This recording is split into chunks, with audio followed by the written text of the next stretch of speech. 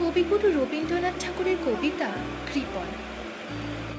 আমি ভিক্ষা করে ফিরতেছিলেন গ্রামের পথে পথে, তুমি তখন চলেছিলে তোমার স্বর্ণরথে। অপূর্ব এক স্বপ্ন সম লাগিতেছিল চক্ষে মন। কি বিচিত্র শোভা তোমার, কি বিচিত্র সাজ। আমি মনে মনে ভাবতেছিলেন এ কোন মহারাজ। আজি শুভক্ষণে রাত পোহালো, ভেবেছিলেন তবে আজ আমারে দাঁড়ে দাঁড়ে ফিরতে নাহি হবে। বাহির হতে নাহি হতে কাহার দেখা পেলেম পথে। চলিতে রথ ধনধান্য ছড়াবে দুই ধারে।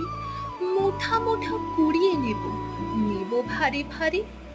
দেখি সহসা রথ থেমে গেল আমার কাছে এসে। আমার মুখ পানে চেয়ে